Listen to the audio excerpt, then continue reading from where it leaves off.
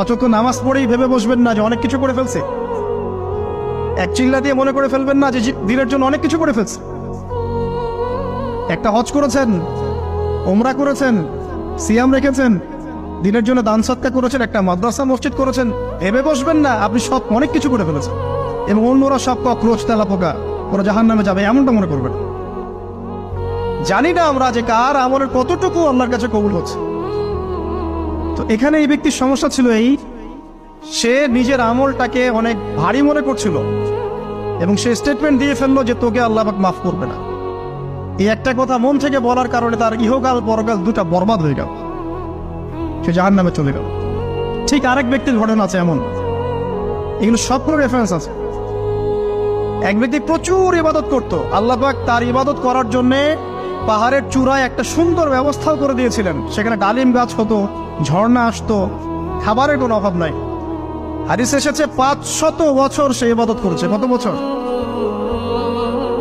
কিয়ামতের মাঠে এই ব্যক্তির অবস্থা এমন হবে, তাকে জান্নাতে প্রবেশ করানোর জন্য নিয়ে যেতে বলা হবে যাও আমার রহমতে জান্নাতে চলে যাও। আল্লাহ পাক তাকে এই কথাটা বলবেন, কিন্তু এই ব্যক্তি বলবে আমার আমলের কারণে আল্লাহ পাক বলবেন আমার রহমতে জান্নাতে চলে যাও। ব্যক্তি বলবে আমার আমলের কারণে।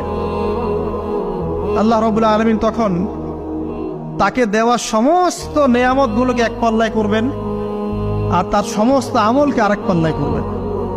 তারপর দেখা যাবে আল্লাহর সমস্ত নেয়ামত তার একটা চোখের সমান হয় নাই। কথা কি বুঝতে পারছেন? একটা চোখের যে নেয়ামত আল্লাহ পাকের, সমস্ত আমল ও 500 বছরের ইবাদত এতটুকু হয়নি।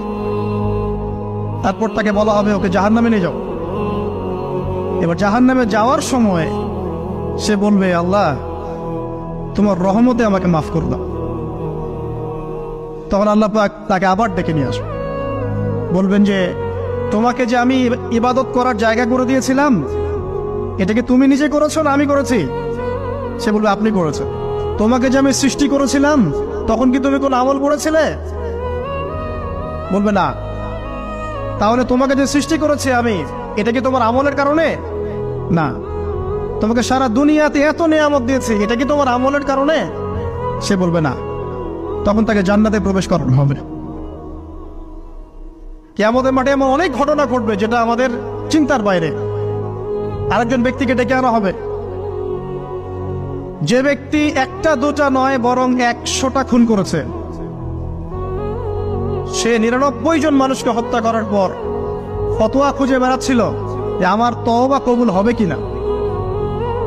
একজন আবেদের কাছে গিয়েছে। আবেদ আর আলেম কিন্তু এক জিনিস না। আবেদ মানে যে প্রচুর ইবাদত করে, তার জ্ঞান কম, সে শুধু জানে কিভাবে ইবাদত করতে হয়। আলেম হচ্ছে সে যে শরীয়তের গভীর জ্ঞান জানে আবার ইবাদতও করে। আবার যারা জ্ঞান আছে আমল নাই, সেও কিন্তু প্রকৃত আলেম না। প্রচুর জ্ঞান আছে কিন্তু জ্ঞান অনুযায়ী আমল করে না, সেও কিন্তু প্রকৃত আলেম নন। এবার আসেন, তো এই আবেদের কাছে গিয়ে সে বলছে আমার কি ক্ষমা হবে? আমি 99টা খুন করেছি। সে বলল তোমার আবার ক্ষমা? তোমার ক্ষমা নাই। তখন এই ব্যক্তি এই আবেদকে হত্যা করে 100টা খুন পূর্ণ করলো, ওকেও সে মেরে ফেলছে। আমার ক্ষমাই হবে না তো তোর বেঁচে থাকার কি দরকার, তুইও মর। কি বুঝতে পারলেন?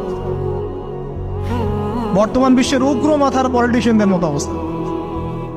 আমার দেশের সমস্যা, তোর দেশ পারমাণবিক বোমের উড়াই দিব, মানে এরকম একটা অবস্থা। তো আল্লাহ রাব্বুল আলামিন এই ব্যক্তির মধ্যে একটা চেতনা তৈরি করলেন যে আমাকে তওবা করতে হবে। সে তখন সার্চ করতে লাগলো আরো কোনো আলেম আছে কিনা। এরপর অনেক দূরে একজন আলেমের সন্ধান পাওয়া গেল। সে সেখানে গেল, তাকে গিয়ে বলল আমার কি ক্ষমা হবে? সে আলেম তাকে বলল হ্যাঁ তোমারও ক্ষমা হতে পারে, যাও তুমি ইস্তেগফার করো এবং এই এলাকা থেকে অন্য এলাকায় চলে যাও। মানে যে এলাকায় তুমি অনেকদিন ছিলে, যেখানে তুমি অনেক পাপ কাজ করেছো, এখানে থাকার দরকার নাই। তওবা করে তুমি অন্য কোথাও চলে যাও, নতুন একটা জীবন শুরু করো। এখানে থাকলে হবে কি, তোমার স্মৃতিগুলো তোমাকে তাড়িয়ে বেড়াবে এবং মানুষ তোমাকে খারাপ নজরে দেখতেই থাকবে, তুমি তখন কষ্ট পাবে। এই জন্য তুমি চলে যাও। তো চলে যেতে যেতে সে রাস্তায় ইন্তেকাল করে। এবার তার রূহ নিবে কে? এই জন্য দুদল ফেরেশতা আসছেন, জান্নাতি এবং জাহান্নামী। তাদের মধ্যে বাক বিতর্ডা হচ্ছে কে রূহ নিয়ে যাবে। তো জাহান্নামের ফেরেশতারা বলছেন সে এতগুলো খুন করেছে, তার রূহটা আমরা নিব। আর জান্নাতি ফেরেশতারা বলছেন না, সে তওবা করতে এসেছিল, অতএব সে আল্লাহর অভিমুখী হয়েছে, তার রূহটা আমরা নিব। আল্লাহ পাক এখানে একটা কৌশল করলেন। আল্লাহ পাক ফেরেশতাদেরকে বললেন, তোমরা রাস্তাটাকে পরিমাপ করে দেখো, যেদিকে যাচ্ছিল তার পরিমাপ বেশি নাকি যেখান থেকে এসেছে ওর পরিমাণ বেশি। আল্লাহ পাক জমিনকে আদেশ করলেন, হে জমিন তুমি প্রশস্ত হয়ে যাও। এবার পরিমাপ করে দেখা গেল সে তওবার দিকে আসছে।